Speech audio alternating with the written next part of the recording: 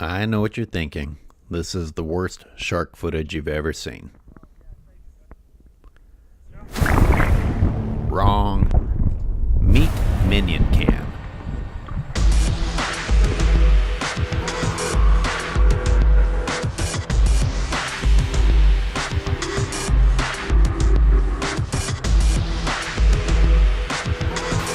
All right, Skyler Thomas back in Guadalupe and got a new exciting camera experiment to share with you. My buddy Fernando came up with this actually, and we're going to try and recreate it today. All right, I'm here with Fernando, inventor of Minion. And that was just this year, is that correct? Yeah, a few trips ago, trip 6, I think. How'd Minion Cam get the name? The color? Yeah, it looks like a minion for that movie, Despicable Me or something like that.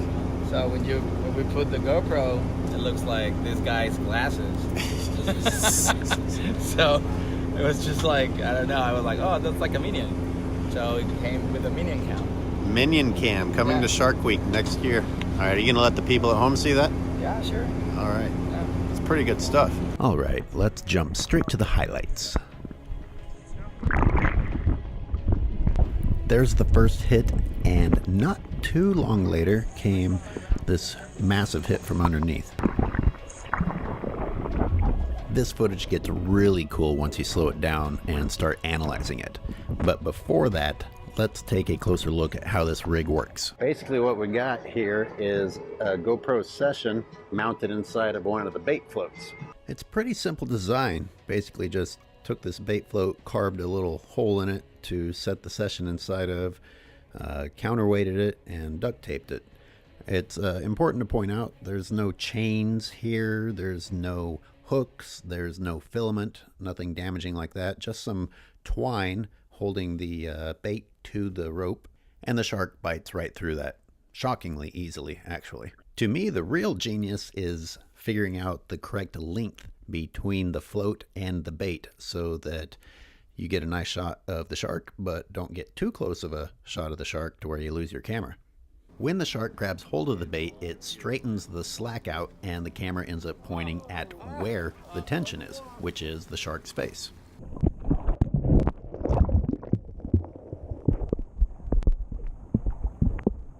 The rest of the time it's just sort of bobbing and pointing downward, which sometimes gets you some unexpected footage, such as seeing Lucy.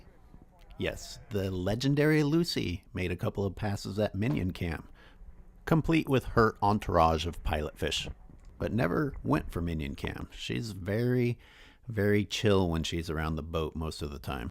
It was time to see if we could get some footage using my camera.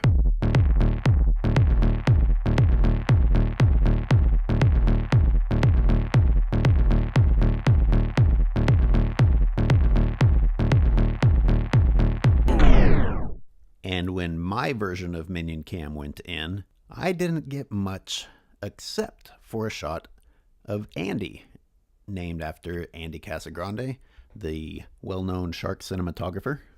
And you know it's Andy because of this notch in the caudal fin. I couldn't figure out why my camera wasn't getting any footage, so I did some investigating. Tell me about day one of Minion Cam with Skyler's session. I don't know, sharks didn't like it. What do you think went wrong yesterday? Was it just my camera? Was it the bait? I think it's poor luck. But then I reviewed some of my other footage and did a little lip reading.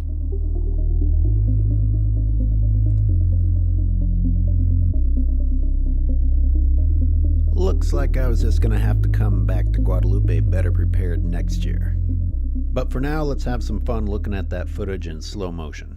Here we go.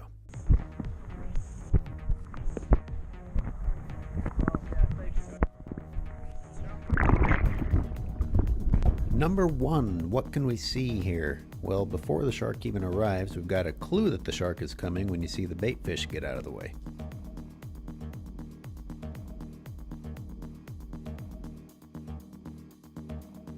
Then, of course, we see what many of us have come to be familiar with, and that is the eye rolling back in the head, resulting in that legendary white, scary eye of an attacking white shark. On the other hand, you also hear it described as the lifeless black doll eye. But clearly, we can see that this is an eyeball that moves around and different colors are visible as it moves. In fact, look closely.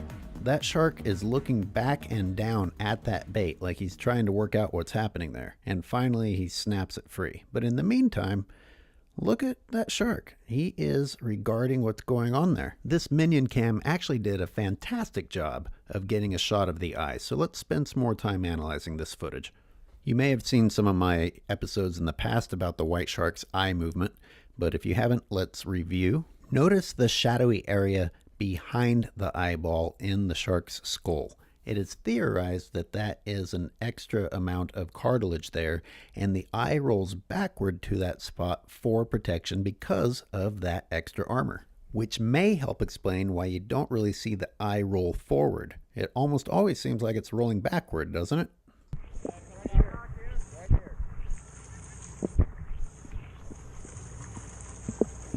This one seemed slightly more aggressive. It was coming from underneath, and those bait fish barely had time to get out of the way.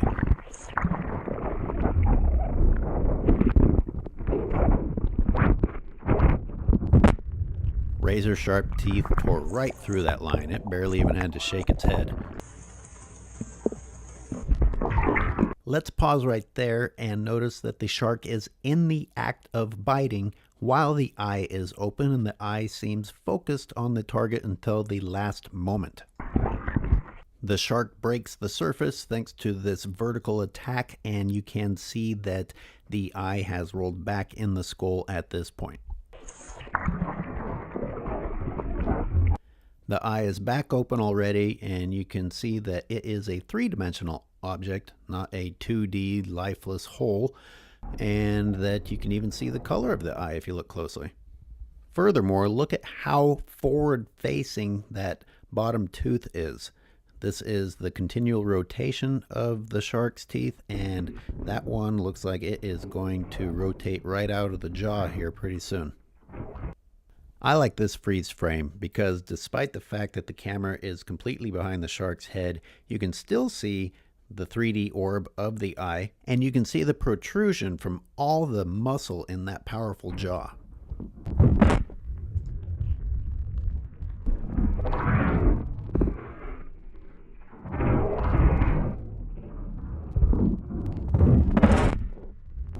Damn, that is a hell of an animal.